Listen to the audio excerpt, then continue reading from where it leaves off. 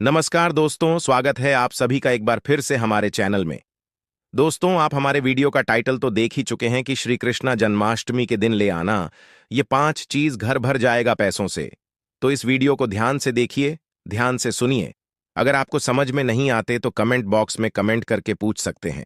दोस्तों, भादो माह के कृष्णा पक्ष की रोहिणी नक्षत्र में भगवान श्री कृष्ण जी ने जन्म लिया था। और कहाँ जन्म लिया था? तो मथुरा में जन्म और अष्टमी तिथि को जन्म लिया था।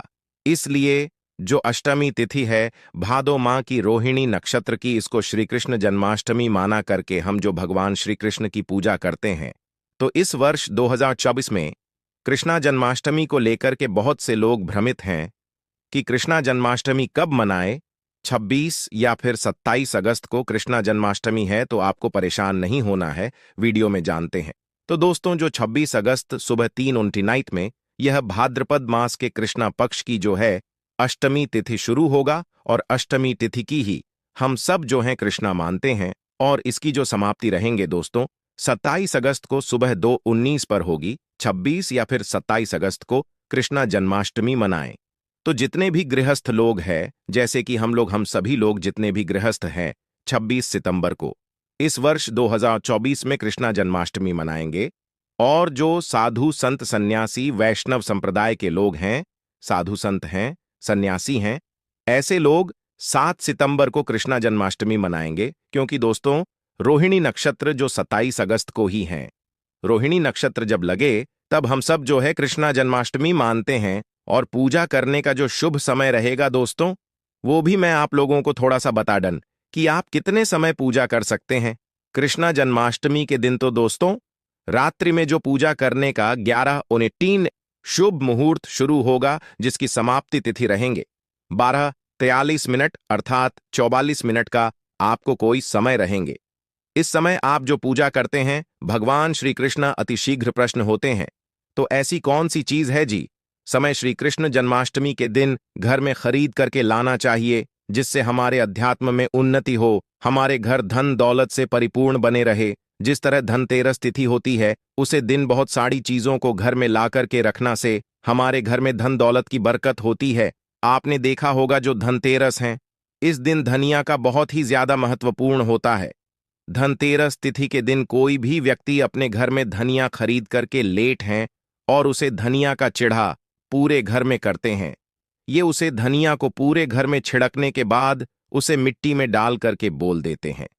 जैसे जैसे उसे धनिया को खाना शुरू करते हैं, तो व्यक्ति की आध्यात्मिक उन्नति होना शुरू हो जाते हैं। व्यक्ति घर में धन दौलत तेजी से आना शुरू हो जाते हैं। ठीक इस तरह श्री कृष्ण जन्माष्टमी के दिन भी कुछ ऐसे वास्तु हैं जिसे घर में ला करके रखा जाता है, घर में ला करके खाए जाते हैं, घर में ला करके भगवान श्री कृष्ण को चढ़ाई जाते हैं। तो आज मैं आप लोगों को 5 ऐसे वास्तु के बड़े में बताऊंगा, जिससे श्री कृष्ण जन्माष्टमी के दिन कोई भी व्यक्ति ध्यान से श्री कृष्ण जन्माष्टमी के दिन कोई भी व्यक्ति से लाकर के भगवान श्री कृष्ण को समर्पित करते हैं, तो ऐसे व्यक्ति के साथ जन्म की दरिद्रता, ऐसे व्यक्ति की कैसा भी परेशानी, बड़ा समय, सारे बुरे समय को, सारे परेशानी को भगवान श्री कृष्ण स्वयं हर लेते हैं। आप भी अगर भगवान श्री कृष्ण को मानते हैं, भगवान श्री कृष्ण के प्रति आपकी आस्था है, तो कमेंट बॉक्स में जय श्री कृष्ण सदा सहाय जरूर लिखना। और हाँ, वीडियो में आगे बढ़ाने से पहले अभी तक आपने हमारे वीडियो को लाइक नहीं किया है तो लाइक कर देना, और इस वीडियो को फायदे के लिए पूरा ध्यान से देखना, ध्यान से सुना कि जो जानकारी बताऊंगा, जानकारी समझ में नहीं आते, बाद में चल करके आपको समझ में नहीं आएंगे, तो इस जानकारी को किसी पेड़ कॉपी में नोट करके लिख लेना, बाद में चल करके यह जानकारी आपको आगे कम आएंगे। तो श्री कृष्ण जन्माष्टमी के दिन कौन सी ऐसी चीज है जिससे हमें घर में ला करके रखना चाहिए, जिससे भगवान श्री कृष्ण की कृपा प्राप्त हो। भगवान श्री कृष्ण को संसार के धन का धनपति कहा जाता है। जी हां मित्रों, जो धन देने का अधिकार केवल लक्ष्मी माता को है, परंतु किसके भाग्य में कितना धन देना है, यह अधिकार भगवान श्री विष्णु जी को है। और विष्णु जी ही भगवान श्री कृष्ण के स्वरूप हैं। भगवान श्री कृष्ण आज भी जागृत अवस्था में आपने देखा होगा पुरी में भगवान श्री कृष्ण के हृदय रखे गए हैं। जो जगन्नाथपुरी है, उसमें भगवान श्री कृष्ण के हृदय रखे गए हैं। भगवान श्री कृष्ण आज भी जागृत अवस्था में हैं। जागृत रूप में हैं। और आपने देखा होगा वृंदावन में जो नंदनवन है वहां पर भगवान श्री कृष्ण आज सांस रचते हैं। तो इस वीडियो को ध्यान से देखिए। जन्माष्टमी के दिन ये चीज आप जो अपने घर में जरूर लाइए, बिल्कुल ही आपके घर भी धन दौलत से परिपूर्ण बनेंगे। आपके जीवन में चली परेशानी को इस चीज को लाने के बाद समाप्त हो जाएंगे। किस चीज का अपना अलग ही महत्व है। इस चीज को लाने से पहले सर्वप्रथम आपको अपने घर को साढ़े साफ पानी से धो लेना है। फिर आपको अपने घर को एक बार गंगा जल से पूरी तरीके से चित्त मार देना है। अपने घर को पवित्र करना है। फिर इस वास्तु को आपको लाकर के भगवान श्री कृष्ण को समर्पित करना है। तो आपको लाना क्या है? पहले वास्तु है मित्रों, वो है शहर। जी हां, जो शहर हैं ये भगवान श्री कृष्ण को अत्यंत प्रिय है। ध्यान से सुनिए, भगवान श्री कृष्ण को अत्यंत प्रिय है शहर। शहर जो है देवी देवताओं को भोग के रूप में लगाते हैं। आपने देखा होगा जो शहर है यह वास्तु दोष को भी दूर करते हैं। भगवान श्री कृष्ण को वास्तु का जनक समझा जाता है।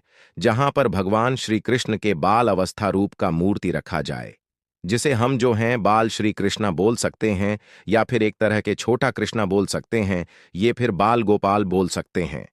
तो जहां पर कामूर्ति हो, इस तरह की मूर्ति को अगस्त शहर से स्नान कर दिया जाए। ध्यान से सुनिए, इस तरह की मूर्ति को सहज से अगर भगवान को स्नान कर दिया जाए, अभिषेक कर दिया जाए, और इस सेहत को अगर कोई भी व्यक्ति थोड़ा थोड़ा खाना शुरू कर देते हैं, या फिर इस शहादत का छींटा अपने घर में मारते हैं, तो यह घर के वास्तु दोष को समाप्त करते हैं। अगर व्यक्ति की जीवन में किसी भी तरह के दोष लगा हो, उसे दोष का भी भगवान श्री कृष्ण निवारण करते हैं, हाल करते हैं। उसे तरह के दोष से भगवान श्री कृष्ण उसे बचते हैं। और जहां पर यह भगवान श्री कृष्ण को सेहत से नहलाया जाता हो, वह स्थान, वह घर तीर्थ के समाज हो जाते हैं। वह घर पवित्र हो जाते हैं। उसे घर में साक्षात लक्ष्मी आई है। उसे घर में कभी भी ऐन धन की कमी नहीं होती। पहले श्री कृष्ण जन्माष्टमी के दिन आप जरूर करना, आपके जीवन में चले, परेशानी आपके जीवन में चले, सारे कष्ट दूर हो जाएंगे। दूसरा वास्तु के बड़े में बता रहा हूं, तो भगवान श्री कृष्ण को जो दूसरा वास्तु जो है आप चढ़ा सकते हैं।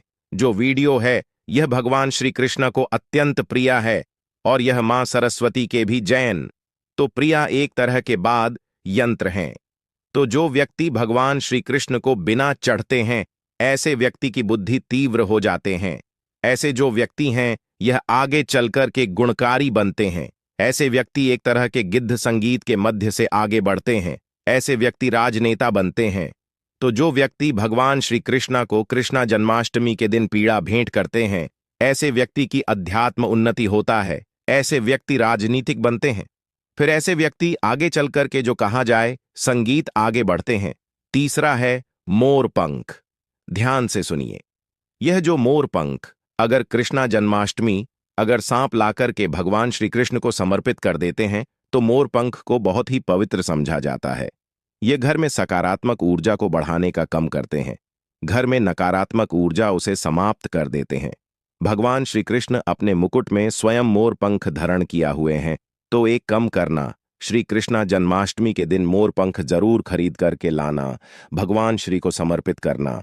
इस श्री कृष्णा को समर्पित करने के बाद इस मोर पंख को आपको अपनी तिजोरी में रख लेना है। तो यह आपके घर में धन दौलत की बरकत कराएंगे। अगर मोर पंख को सादे पानी से नहला करके अगर इस पानी का छींटा आप घर में मारेंगे, तो आपके घर के जितने भी वास्तु दोष है वो समाप्त हो जाएंगे। क्योंकि मोर पंख को वास्तु दोष समाप्त करने वाला कहा जाता है। मोर पंख से जी घर में मोर पंख का छींटा मारा जाए, या फिर मोर पंख का पानी का जी घर में छींटा मारा जाए, स्नान कराया जाए, उसे घर में शांत लक्ष्मी, उसे घर में साक्षात लक्ष्मी ए जाती है। जिन घर में लक्ष्मी जी घर में भगवान श्री कृष्ण का छोटा सा बाल अवस्था मूर्ति रहे, वह घर बिल्कुल ही उन धन से भर जाता है।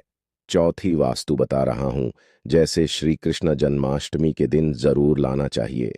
तो हमारे धर्मशास्त्र में भी बोला जाता है। जो चौथी वास्तु बताऊंगा, इसके बड़े में हमारे धर्मशास्त्र में भी बोला जाता है कि कोई भी व्यक्ति अगर कमल के फूल भगवान श्री कृष्ण को ला करके श्री कृष्ण जन्माष्टमी के दिन समर्पित करते हैं, तो ऐसे व्यक्ति के जन्म जन्मांतर के ऐसे व्यक्ति के जीवन में चेहरे परेशानी समाप्त हो जाती हैं, क्योंकि भगवान श्री कृष्ण ने स्वयं कम के वृक्ष पर बैठ करके बांसुरी बांसुरी बजाए थे, और कम के वृक्ष की बहुत ही उत्तम वृक्ष समझा जाता है। चाहते तो भगवान श्री कृष्ण पीपल के वृक्ष में भी बैठ करके बांसुरी बजा सकते थे, परंतु उसने ऐसा नहीं किया, क्योंकि कम वृक्ष को भगवान श्री कृष्ण का आशीर्वाद प्राप्त है, जो कम वृक्ष कर सकते हैं, और ऐसा समझा जाता है। कम वृक्ष पर अगर कोई व्यक्ति कामना बोलते हुए किसी भी सोमवार के दिन अगर जो हर कलर का धागे होते हैं यह बांध जाए, तो सभी तरह के मनोरथ की पूर्ति होता है। सभी तरह की जो परेशानी परेशानी बोलते हुए बंधे, तो उसका निवारण होता है। तो कृष्णा जन्माष्टमी के दिन आप भी जो है जरूर कम का फूल ले और भगवान श्री कृष्णा को समर्पित कर दीजिए। अंतिम वास्तु के बड़े में बता रहा हूं, यह अंतिम वास्तु नहीं, स्वयं भगवान श्री कृष्णा का ही स्वरूप है। तो आप जो है, अगर आपके घर में बाल गोपाल नहीं है, तो आप जो है कृष्णा जन्माष्टमी भगवान श्री कृष्ण के बाल स्वरूप बाल गोपाल अपने घर में लाकर के जरूर स्थापित करें। जहां पर भगवान श्री कृष्ण के बाल स्वरूप रहते हैं, वहां पर समस्त देवी देवता इसके दर्शन करने के लिए आते हैं। आप भगवान श्री कृष्ण के जो बड़े स्वरूप आप जो हैं बैठे हैं, उनके दर्शन करने के लिए नहीं आते, परंतु अगर आप भगवान श्री कृष्ण के छोटे से बस स्वरूप अपने घर में रह करके इनका पूजा करते हैं, यह बैठा देते हैं, तो समस्त देवी देवता इनके दर्शन करने के लिए आपके घर में आना शुरू कर देते हैं। आपको दिखाई नहीं देंगे, सुख स्वरूप में आते हैं।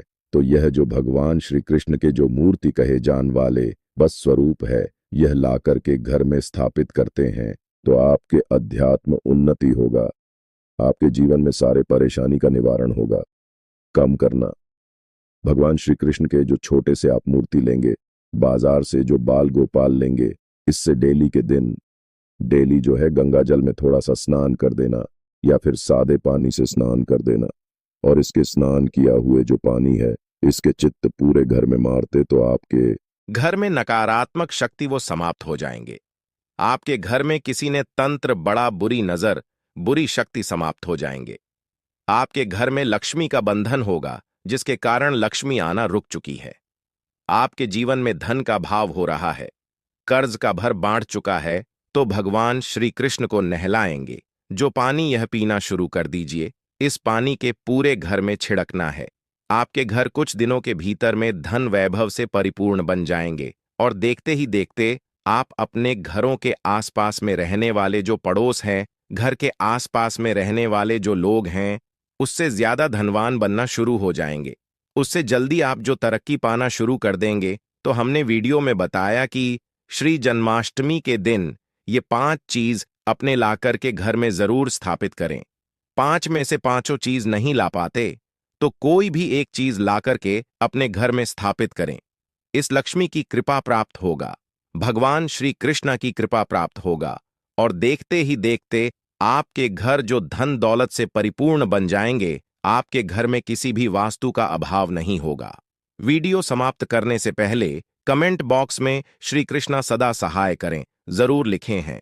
तो यह जानकारी कैसा लगेगा हमें जरूर बताना। मेरे वीडियो को टाइटल में देख ही चुके हैं कि घर में रखें मूर्ति का प्रतिमा आता है दोस्तों, धन्य धन की वृद्धि आता है सौभाग्य। जी हाँ मित्रों, हम सजावट के लिए अपने घर में बहुत सारे मूर्ति रखते हैं, परंतु इनके बड़े में हमें पता नहीं होता। सजावट के लिए हम बहुत सारी चीजों को रखते हैं, वस्तुओं को रखते हैं घर में, परंतु दोस्तों कुछ ऐसी मूर्तियां होती हैं जिससे वास्तुशास्त्र में बेहद ही शुभकारी समझा गया। मूर्ति को रखना से घर में धन की वृद्धि होती है, सौभाग्य की वृद्धि होती है। घर में अगर किसी भी तरह की नकारात्मक ऊर्जा उसका नस हो जाता है, तो अगर आप भी अपने घर में चाहते हैं कि धन की वृद्धि हो, तो यह मूर्ति जरूर अपने घर में रखना शुरू कर दें। इससे घर में वृद्धि होती है। वास्तु से जुड़े जो भी परेशानियां हैं वह भी दूर हो जाती हैं। जानकारी बताने से पहले अभी तक चैनल सब्सक्राइब नहीं की है, तो चैनल को सब्सक्राइब जरूर कर लेना। हमारे चैनल का मकसद है सबका भला हो, सबका कल्याण पहले है। दोस्तों के घर में हाथी की मूर्ति जरूर रखा करें। अगर चांदी का ठोस जो बना हुआ हाथी की मूर्ति रखते हैं, तो इससे जो है घर में धन की वृद्धि होती है।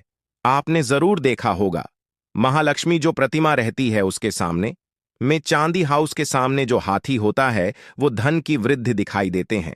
धन वर्षा करते हुए बटुआ के मध्य से दिखाई देते हैं। वास्तुशास्त्र के अनुसार दोस्तों, हाथी को ऐश्वर्य का प्रतीक समझा जाता है और ज्योतिष और धार्मिक मान्यता के अनुसार भी हाथी की प्रतिमा रखना बेहद ही शुभकारी समझा जाता है।